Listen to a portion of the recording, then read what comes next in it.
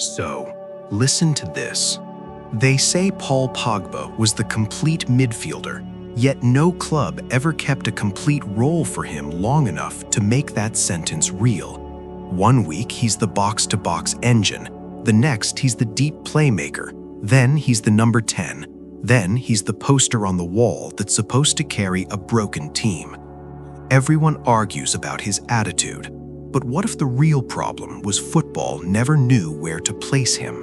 Paul Pogba's problem was never a lack of talent. It was a lack of permanence. Football rewards repetition. Systems are built on predictability. Roles become powerful when they stay still long enough for everyone else to move around them. But Pogba never stayed still, not because he refused to, but because no one ever agreed on where still was supposed to be. At different moments, he was asked to be a deep controller, a box-to-box runner, a creative playmaker, a defensive helper, a transitional weapon, a leader, and a symbol. Each role existed in isolation. None of them existed long enough to become an identity.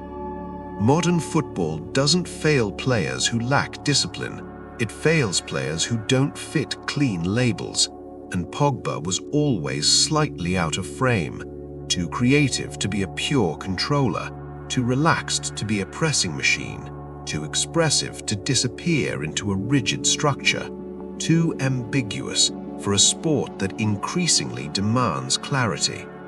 So the question isn't whether Pogba understood football, it's whether football ever understood Pogba. This case file is not about excuses, and it's not about blaming systems blindly. It's about examining one uncomfortable idea, that a player can do almost everything and still be unusable in a game that wants you to do one thing perfectly. Because before Pogba became a debate, before he became a meme, before he became a symbol of wasted potential, he was a tactical contradiction waiting for the wrong environment. At Juventus, Paul Pogba was never asked to define himself. That might sound strange, but it was the most important thing that ever happened to his career. Juventus did not look at Pogba and ask, "What exactly are you?" They asked something else instead. What must we protect so this works? Behind him, there was structure, discipline, players who understood space and timing without needing instructions shouted every 5 seconds. In front of him, there was freedom, but controlled freedom. Pogba wasn't the system, he was a variable inside it. He could arrive late into the box because someone else was holding position. He could drift wide because someone else closed the gap. He could lose the ball trying something ambitious because the team was already shaped to absorb that risk. Juventus didn't simplify Pogba, they insulated him. And that distinction matters, because Pogba's best moments didn't come from being constantly involved. They came from choosing moments. One touch too many, one run too late, one pass no one else saw. Juventus accepted that volatility because the rest of the team was built to stabilize it. Crucially, Pogba was never forced to become a message. He wasn't the face of a rebuild. He wasn't the answer to systemic failure. He wasn't asked to carry narrative weight. He existed as a footballer first, a role second, and a personality last. That's why his ambiguity wasn't a flaw in Turin, it was an asset. It stretched opponents. It confused markers. It created overloads that weren't written on whiteboards. Juventus didn't need Pogba to be consistent every minute. They needed him to be decisive a few times and made sure the team survived everything in between. And when ambiguity is protected, it doesn't look like chaos. It looks like freedom with a safety net. But that safety net disappears the moment a club stops asking how to support a player and starts asking what he should represent. At Manchester United, Paul Pogba was finally asked to be defined. And that was the beginning of the problem. This was not the Juventus question of protection. This was a different demand entirely: responsibility. United didn't just bring Pogba back as a midfielder. They brought him back as a solution, a statement, proof that the club still belonged among the elite. And when a player becomes a symbol, football stops being patient with his ambiguity. Suddenly, Pogba had to mean something. He had to control games when the structure behind him was unstable. He had to create chances when the patterns ahead of him barely existed. He had to lead transitions, fix defensive gaps, spark attacks, and still justify the price tag every single week. There was no safety net, no insulation, no agreement on what his job actually was. One manager wanted him deep, another wanted him advanced. Sometimes he was a second pivot. Sometimes he was a free eight. Sometimes he was asked to be the creative hub in a team that barely controlled possession. The role kept changing, but the expectations never did. At United, ambiguity wasn't protected, it was exposed. Every risk became evidence, every mistake became confirmation, every quiet game became a headline. Pogba didn't just play football anymore, he was constantly on trial. And when football systems are unstable, they punish players who don't offer simple answers. Pogba wasn't simple. He needed context, he needed structure, he needed clarity around him, not pressure on him. Instead, United asked him to carry what the system couldn't. So while Juventus treated Pogba like a variable inside a machine, Manchester United treated him like the machine itself. And machines aren't allowed to be inconsistent. They're allowed to break, and then they're blamed for it. Modern football is built on reduction. It reduces space, it reduces time, and most importantly, it reduces roles. Players are no longer defined by what they can do, but by what they must do, repeatedly. Press here, cover there, move on trigger, reset position. Everything is mapped, measured, and automated. The more predictable the movement, the more efficient the system becomes.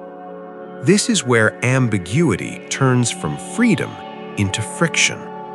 A complete midfielder sounds like a compliment. In practice, it creates a problem, because complete players blur responsibilities. They arrive in zones already assigned to someone else. They take decisions that aren't pre-approved by the structure. They operate between instructions.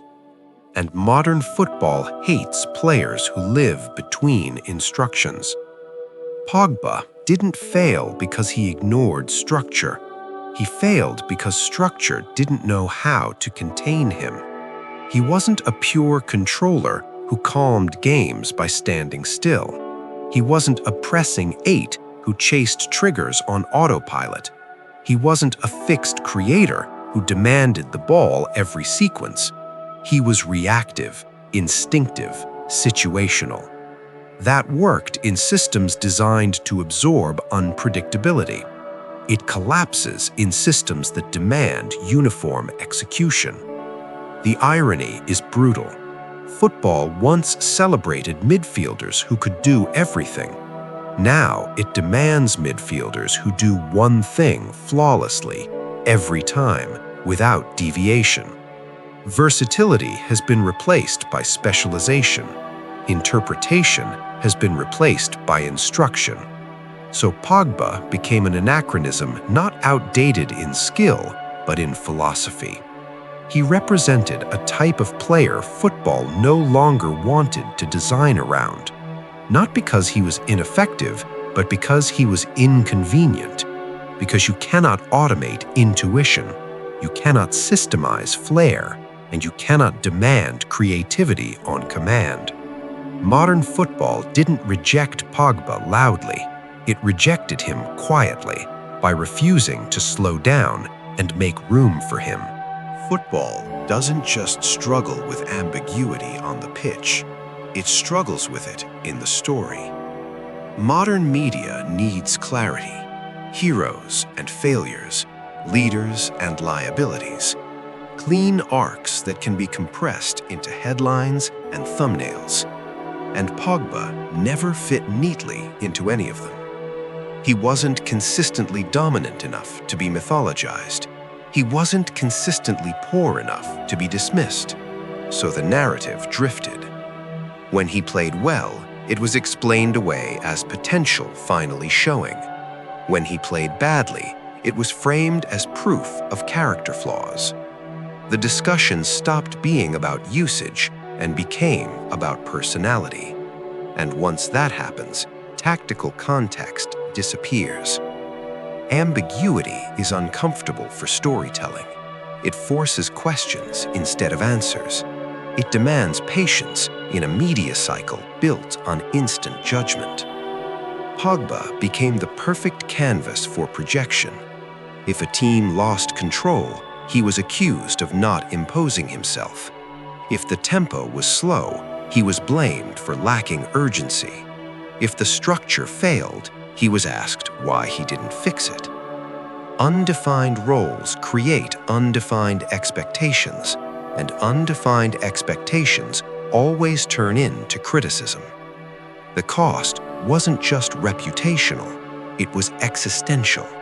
Because when a player's identity is never settled, neither is his value.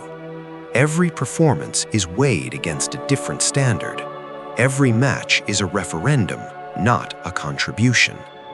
And slowly, the conversation stopped being about what Pogba was doing and became about what he was supposed to be.